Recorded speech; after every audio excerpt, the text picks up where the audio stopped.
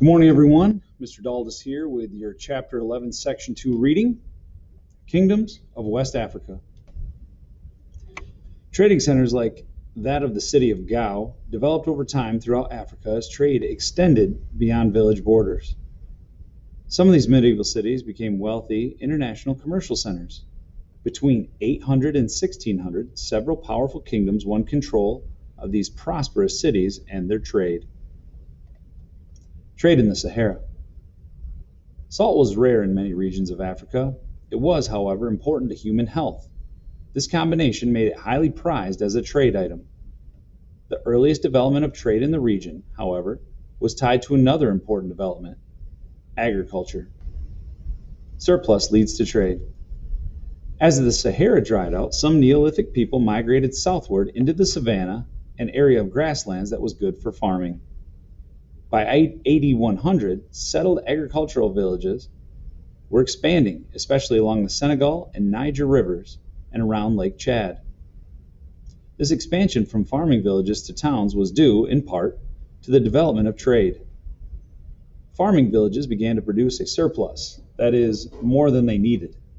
They began to trade their surplus food for products from other villages. Gradually, a trade network linked the savanna to forest lands in the south, and then funneled goods across the Sahara to civilizations along the Mediterranean and in Southwest Asia. From West Africa, caravans crossed the Sahara carrying leather goods, kola nuts, cotton cloth, and enslaved people. From Africa, Arab and Berber merchants brought silk, metal, beads, and horses. Trading salt for gold. Two products, gold and salt, dominated the Sahara trade. Gold was widely available in the area of present-day Ghana, Nigeria, and Senegal. It was found in the soil along the rivers in various forms, including gold nuggets and dust. Experts today estimate that between AD 500 and 1600, about 8 tons of gold were exported annually from West Africa. In exchange, West Africans traded for an equally important commodity, or valuable product: salt. People need salt in their diet, especially in hot, tropical areas, to replace salt lost in perspiration. Salt was also important for its use in food preservation. The Sahara had an abundance of salt. At Tanghaza, in the central Sahara, people often built homes out of blocks of salt. But in the savannah, several hundred miles south, salt was scarce. In fact, when caravans reached the Kingdom of Ghana, merchants would pay 1 pound of gold for 1 pound of salt. As farming and trade prospered, cities developed on the northern edges of the savannah. Soon, strong monarchs arose, gained control of the most profitable trade routes, and built powerful kingdoms.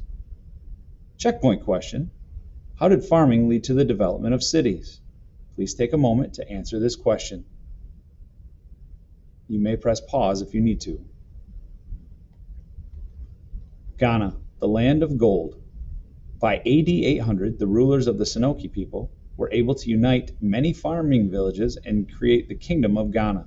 The present-day country of Ghana is not the same as this ancient kingdom. Modern Ghana chose the name to celebrate Africa's rich heritage. The ancient Kingdom of Ghana was located in the fertile, broad V made by the Niger and Senegal rivers in present-day Mali. From there, the king controlled gold-salt trade routes across West Africa.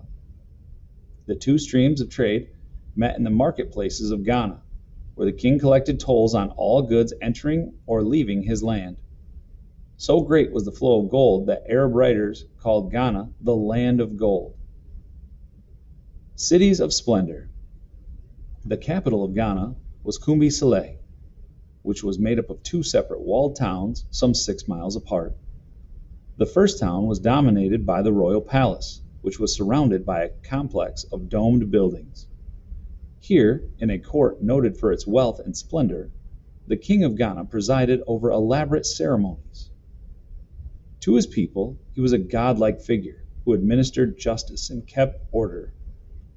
In the second town of Kumbi Saleh, prosperous Muslim merchants from north of the Sahara lived in luxurious stone buildings. Lured by the gold wealth of Ghana, these merchants helped make Kumbi Saleh a bustling center of trade.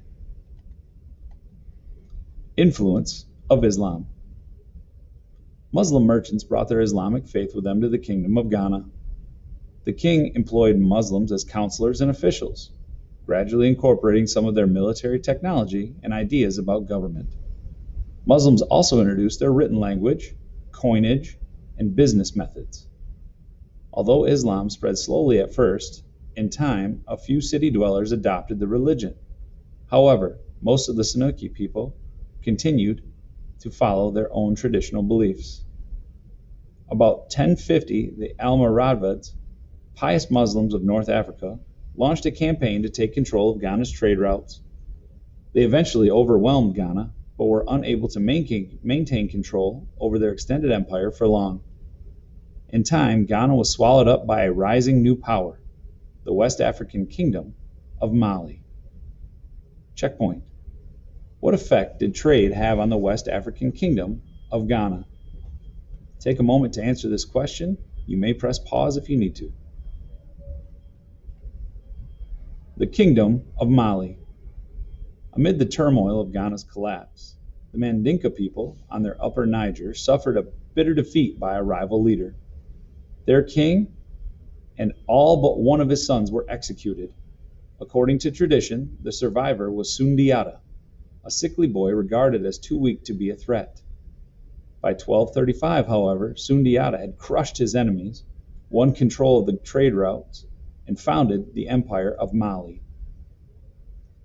Mansa Musa rules Mali. Mali is an Arab version of the Mandinka word that means where the king dwells. The Mansas, or kings of Mali, expanded their influence over the gold mining regions to the south and the salt supplies of Tagaza. Where caravan routes crossed, towns like Timbuktu mushroomed into great trading cities.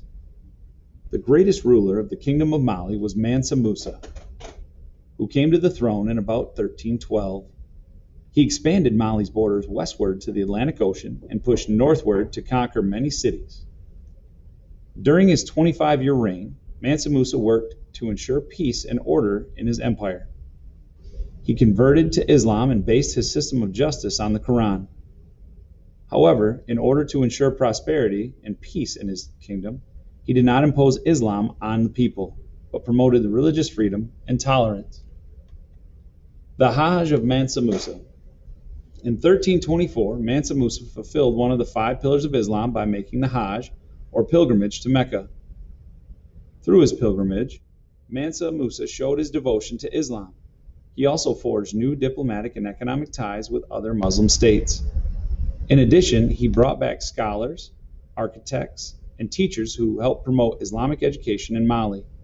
In fact, an Islamic university was built in Timbuktu, which attracted students from far and wide.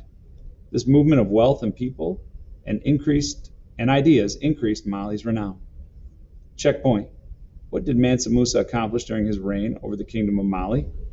Take a moment to answer that question. A new empire in Songhai. In the 1400s, disputes over succession weakened Mali. Subject peoples broke away, and the empire shriveled. By the 1460s, the wealthy trading city of Gao had become the capital of the emerging West African kingdom of Songhai. Extending the empire. Songhai developed on the fertile region at the bend of the Niger River in present-day Mali and Niger. Between 1464 and 1492, the soldier king Soni Ali built the largest state that had ever existed in West Africa. Soni Ali brought trade routes in wealthy cities like Timbuktu under his control. Unlike the rulers of Mali, he did not adopt Islam, but instead followed traditional religious beliefs. Soon after Soni Ali's death in 1492, however, the Emperor Askia Mohammed set up a Muslim dynasty. He further expanded the territory of Songhai and improved the government. To run the empire more efficiently, he set up a bureaucracy with separate departments for farming, the military, and the treasury. Each was supervised by officials appointed by the emperor. Like Mansa Musa, Askia Mohammed made a pilgrimage to Mecca and led to stronger ties with the wider Muslim world. Scholars from Muslim lands flocked to Askia Mohammed's court at Gao. The towns and cities across Songhai, he built mosques and opened schools for the study of the Quran. Armies invade from the north. Although Songhai continued to prosper after Askia Muhammad's death in 1528, disputes over succession led to frequent changes in leadership. In 1549, Askia Daud became emperor, and the empire experienced a period of relative peace. After his death in 1582, succession disputes recurred and led to civil war. At this time of unrest, the Sultan of Morocco, Ahmad al-Mansur, sent his armies south to seize the Songhai gold and salt mines. By 1591, these invaders, using gunpowder weapons, conquered the empire. Like the Almoravids, who conquered Ghana, the Moroccans were unable to rule the empire that stretched across the Sahara. Their control of the region weakened, but the glory of Songhai could not be restored. Smaller societies of West Africa. Although smaller than the great kingdoms of Ghana, Mali, and Songhai, other societies flourished in West Africa in the period from 500 to 1500.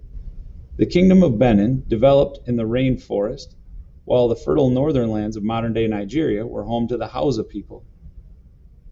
As in the larger kingdoms, farming and trading were also key to the success and prosperity of these societies. The Forest Kingdom of Benin.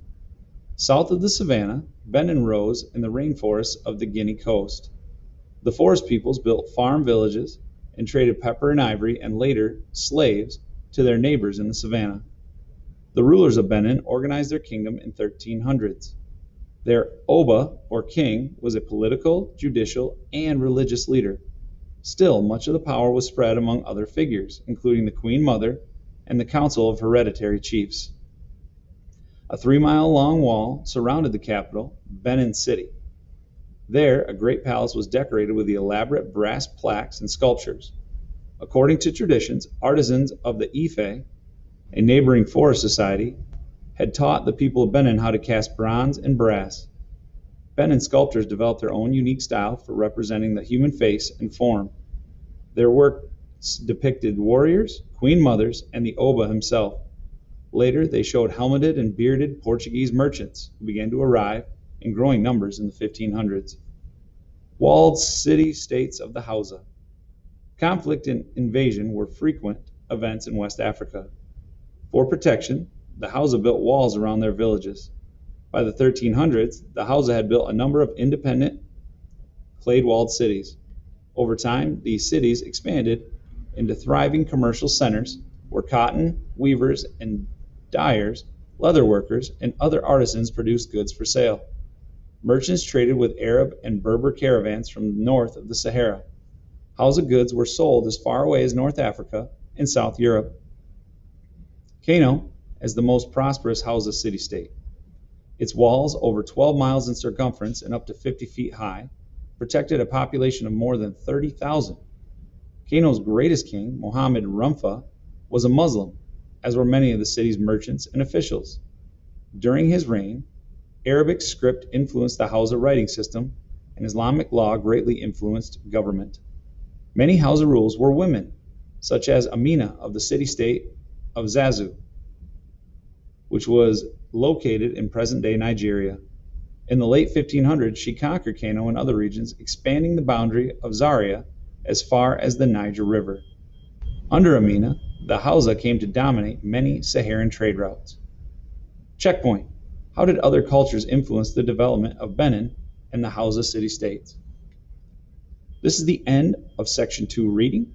If you have any questions, as always, please let me know. Thanks for listening. Have a great day.